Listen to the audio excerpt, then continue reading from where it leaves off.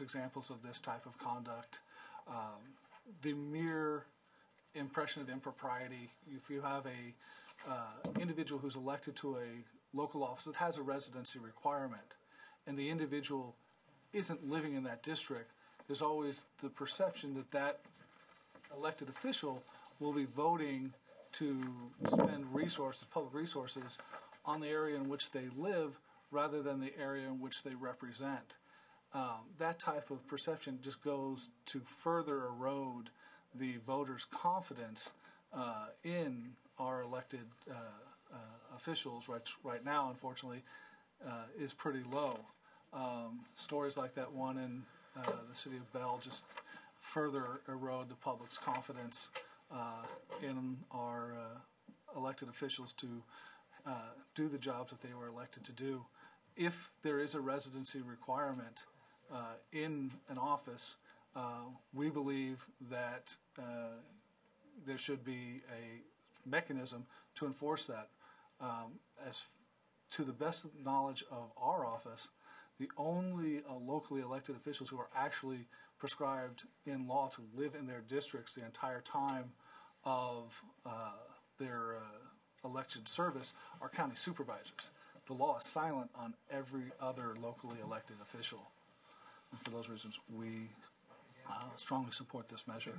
Mr. Chair, I should say also that I do agree to take the amendments to incorporate a mental state requirement as outlined in your analysis, and also we have agreed to remove the legislative findings and declaration section from this bill. Section 3. That's correct. All right.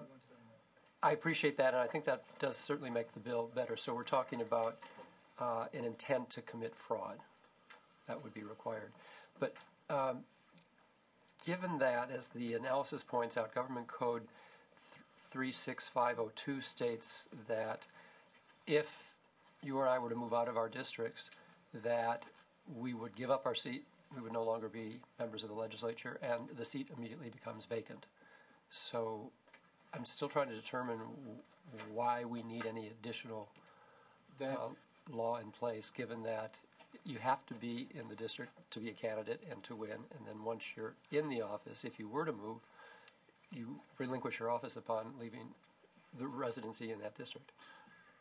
Mr. Chairman, you're going to have to admit, I've never worked in our public integrity division, but as it was explained to me, in order to be removed, there has to, one of two things has to happen.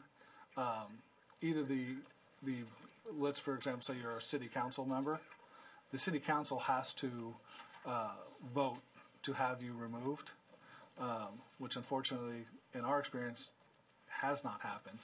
The second, if not, if we don't go down the road that our office has chosen to do and were to follow that one, you need to go to the Attorney General's office and, forgive me, I'm going to mispronounce this, go through a quo warranto process, whereby before an action can be made to remove you from office, the Attorney General has to make a finding that the official isn't living in their district. That process is very cumbersome. In fact, there's so much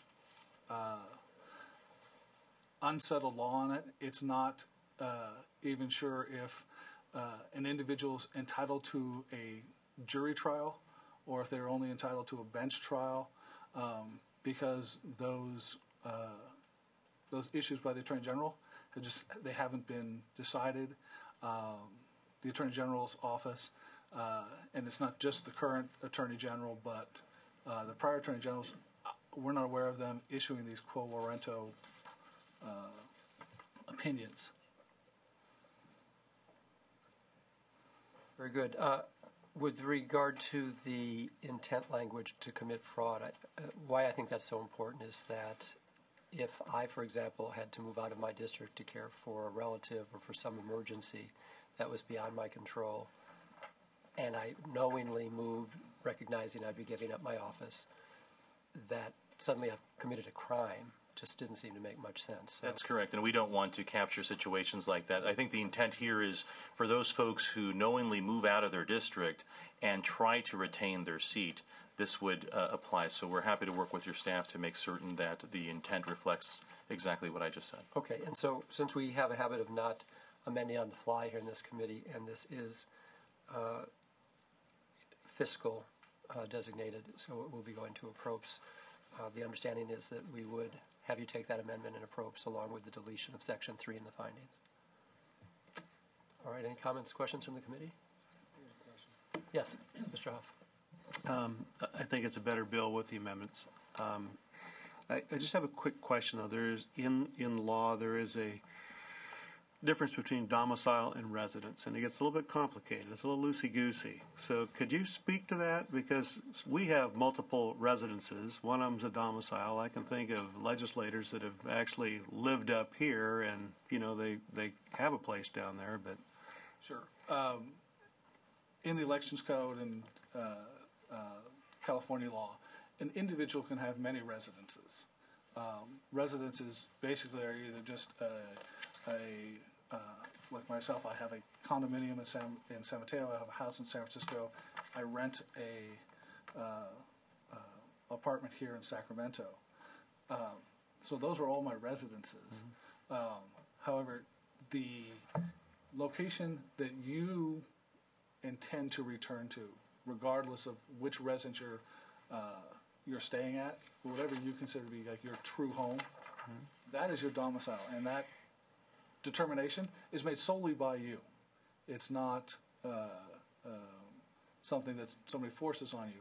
Now, the way that the law will look and determine whether or not your domicile truly is what you say it is they'll look for things like, where did you actually register to vote?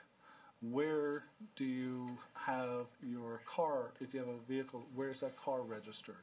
Where is your tax returns mailed to? If you are in a retirement plan, where do you have your retirement check, your Social Security checks sent to? So there's a variety of mechanisms in the law to determine which residence is your domicile. But as a matter of law, the individual determines which of their residences is their domicile. So if I had 3 residences and I hadn't been in one for 6 months, but I'm registered to vote there, and I'm have my property taxes sent there, and my intent is to return there, then that would still qualify for the purposes of what you're talking about? Yes, I mean, the easiest example I always come up with is college students. You have a son or daughter who, 17, 18 years old, lives at home with their parents, but goes away to school. Now, let's say they rent an apartment during the school year at whatever university they're at. That really, in most cases, won't be their domicile because they intend either over the summer or when they graduate, they're going to go back home to either their parents' house or they're going to go back to some other location. That'll be their domicile. When they're in school, they're living somewhere, that's their residence. But your 17-year-old son or daughter, their domicile will be their parents' home. Mr. Huff, out of concern for your time, is that sufficient for you? That's We're going to sufficient. call the Thank you. roll, establish our quorum. Leno? Here. Leno here. Cogdill? Cedillo? Hancock? Here. Hancock here. Huff? Here. Huff here. Steinberg? Here. Steinberg here. Good Right. to have you. We have our quorum. Assemblyman, I have just 2 questions for you. Number one, there is an urgency in the bill now. So do we still want to make reference to the section of the bill that says applies only to persons holding these offices under terms of the office that commence on or after November 2nd, 2010, when it's going to take effect immediately given the urgency? I'll have my public defender attorney here. Always good to carry one. I believe it's subsection C of the bill refers to the criminal and civil penalties. We think that should take effect only as to people holding office after November 2nd, 2010. But the rest would be immediately. Okay. And, Counselor, is that clear as it's written currently, or do we need to clarify that? I looked at it. But we'll have staff look at that as it's going to appropriations as well. Right, and as it's traveling to appropriations, your staff and ours could certainly work to make sure that it's clear, but that's the intent, that it's prospective. And then my last question is, do you want to amend your bill so the congressional members have to live in the district they represent? You know, if I could, I would. The problem is that this bill would only apply to general law and charter cities. We, as you probably know, can't affect the legislative seats either, because the legislature, rather the Constitution, has built-in language on how to deal with those things, and it's remedied here in these august houses. Very good. Any other questions from committee members? So, Senator Steinberg, we have agreement with the author that in appropriations a couple amendments would be taken. One is to delete Section 3 in the findings, which is unnecessary, and then also to include language so that there would need to be intent to commit fraud. I thought we were done with appropriation. Off the floor, off the floor. It sounds like a good result. Do we have a motion as amended? Move. So moved as amended. All right. No other questions, comments, if you'd like to close? No, again, I think it's a very important measure. It's a simple one that basically, I think, should reinstill the faith in the legislative and representative process by making sure that those folks who are willing to hold office also are willing to reside in their districts, and I strongly encourage an aye vote. Very good. We will call the roll. Leno? Aye. Leno, aye. Cogdill, Cedillo, Hancock? Hancock, aye. Huff? Huff, aye. Steinberg? Aye. Steinberg, aye. Wright. The bill is out. Very good. And our meeting is adjourned. Thank you, Senators.